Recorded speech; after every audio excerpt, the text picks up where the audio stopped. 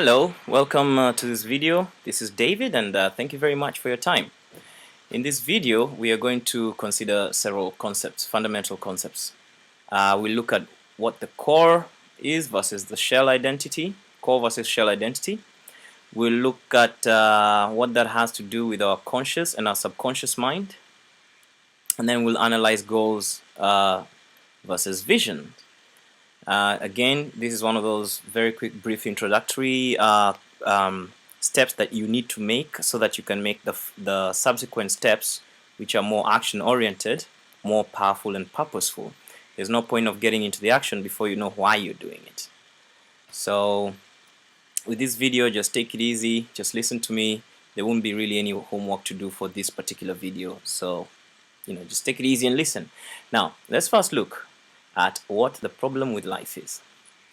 The problem with life is this: as we grow up, life experiences, environments, our authority figures, maybe in school or at work or even in our early jobs, our need to eat, to get shelter, to be protected for, to stay out of jail, our cravings for love and acceptance, etc. Just think of anything that you ever needed as a little kid, all that stuff.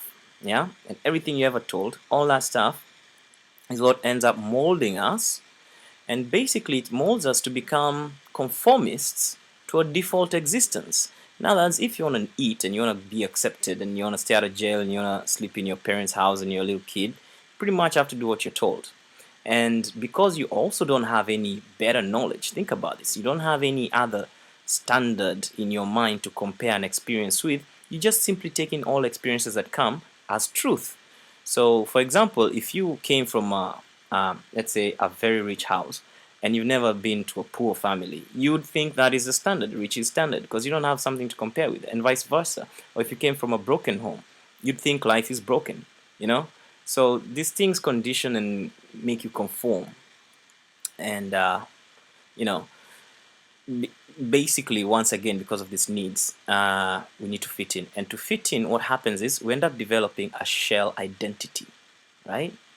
Something that is not really us, something that we did not consciously choose, something that did not even come from deep within our heart and our belly, yeah? But something that developed because of conditioning. Yeah? Now this is what we call the shell identity. And over time, over the years, you develop many identities. I'll give you a very simple one to start with. I am a doctor. This is one shell identity because you went to medical school, for example, and so you became a doctor. And it carries with it a long list of conformities. You find yourself unable to do certain things in society because, you have the doctor label. And imagine you're to retire from your medical life today. Imagine you're a doctor today. We all seen how doctors are. Most of them are quite proper, There's that proper response, You have to be proper looking. It's part of the job, and understandably so. But let's say a doctor retires today. Do you think they'll let go and start doing some things they couldn't do as a doctor? But we all have several shell identities. For example, I am an African man carries a different identity from I am an Asian man, or I am a mother, or I come from a broken home, or I come from a loving home. So all these sub little identities collect together to form this one singular shell identity. Most shell identities are extremely limiting. Not even very limiting, they're extremely limiting, right? They just confine you to a role, a particular role, like a Groundhog Day that you do every day and, whatever. Unfortunately, these are the very identities you walk around with every day and that you use to perceive and experience life most of the time. So 90% of the time you're experiencing and perceiving life through your shell identities, right? And remember what we said, they're limiting, number one, and they're made so that you can conform and have your basic needs met. It's not a very enriching point to be coming from, is it? So what else is there anyways, if not for the shell? There is a long forgotten true self, and this is what we are calling your core identity. You are too young growing up to fight for it, yeah? Because you had to do what you were told, as we said before. Circumstances, your life circumstances as you grew up, and the lack of knowledge or comparative experience. Remember, you were just born, so you didn't have a comparative experience and you didn't have knowledge.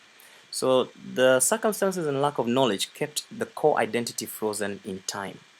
but now you can reclaim it.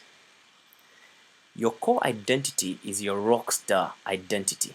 It is who you would be, thrilled to be, if you had no consequences or no limitation. It actually lies within you. You can feel it. It's the things that really make you buzz. Once in a while, especially as a kid, you notice that there were things that made you buzz. You had these dreams. You had, you know, the different callings. And not all kids are the same. Some kids don't really want to be a rock star. They want to be a scientist, or they want to. I don't know. It's what I'm trying to say is when I say rock star, doesn't mean that you want to be a, like Mick Jagger or a real rock and roll person.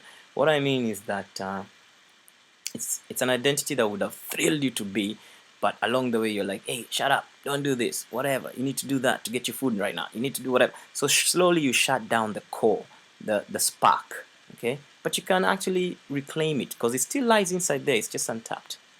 Yeah? So how do you reclaim the core? Well, this is a matter that largely deals with your subconscious, and I'll tell you why. Because all that programming, the shell identity, all that programming has gone into your subconscious. Okay, so you actually now, you're not consciously thinking about it, it's just running you automatically. So you basically need to reprogram that. Okay, now the bad news is you cannot directly control your subconscious mind, unfortunately. But the good news is you can guide it and program it with the right tools and steps over time.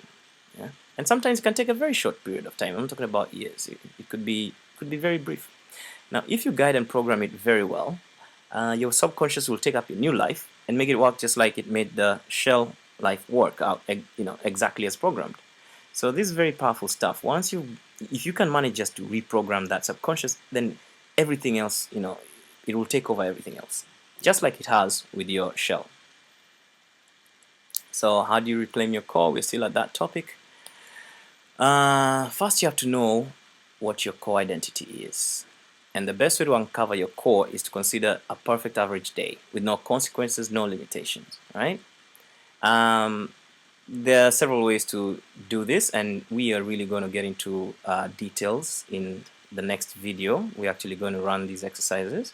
But also another thing that you can do is to consider what your deepest desires are, because these point to your core. And you can also do a passion discovery exercise, which by the way we've covered in a separate video in the Perfect Income and Wealth series, and I'll put a link to it below this video.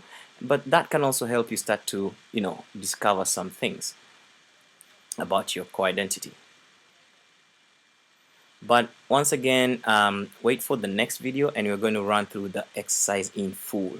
In the meantime, you might want to think about your desires and your passions and what you do if you had no consequences or limitations. But to be honest, just wait, and in a few days you'll be able to do the proper exercise and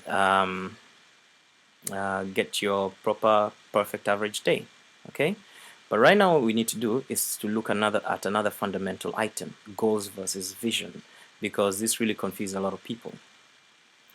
See, everyone always goes around telling people you have to have goals in life, you have to have goals in life. And it's true, goals are good, you have to have goals in life. But you need to kind of like think about it a little bit different. A goal is a good tool, but like any other tool, for example, a hammer, you cannot use that tool for everything. You cannot use a hammer for all your construction work. It's good for just one or two things, but not everything, okay? Goals in their purest forms are meaningless to our minds because our minds don't work that way. They give you, goals give you a target, they give you some kind of direction to aim at and move to, but they're not really creating meaning or reprogramming our mind. Do you understand what I mean here? Once you set a goal, of course it's good because now you have a direction, you have a target, you know where you're going. So that's the great part of goals. But that is not helping in any way. It's not moving in any way towards reprogramming your subconscious. It's not. You have left your subconscious exactly the way it was, and all you're doing now is you've set yourself a target, which is good, but it's not complete, if you start to get what I mean. Our minds were simply not designed to work that way. Our minds are accustomed to and designed to handle experiences, a life experience. We all want to create certain experiences in our lives. So even when you set goals and you have desires, what you're subconsciously doing or trying to get is an experience. At the end of the day, this is all it is, experience. Life is for experience, okay? That's what our minds are built to do. Therefore, for the best results and success, you need to frame the outcomes that you want in terms of visions of experiences instead of goals.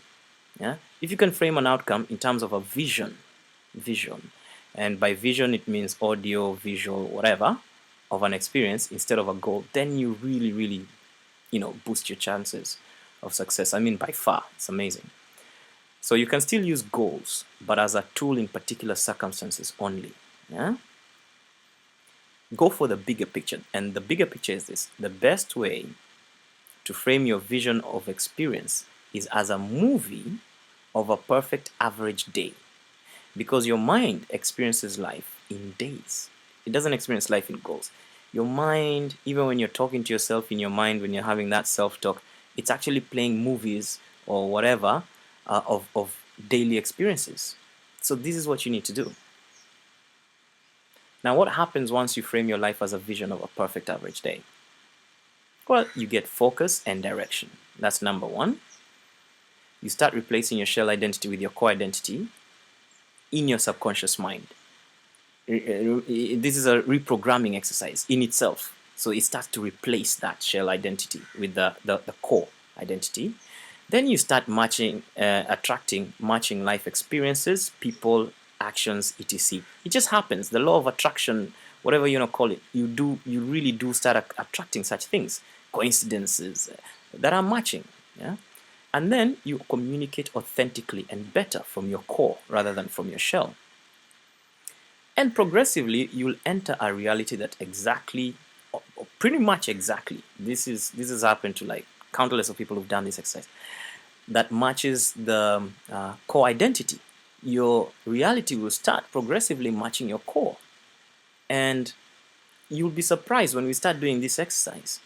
The level of detail we go to is insane. We'll even talk about how you have your shower in the morning and what kind of a shower you have. I mean, we're talking about a detailed movie. I want everything, including your bathroom, to match your core identity.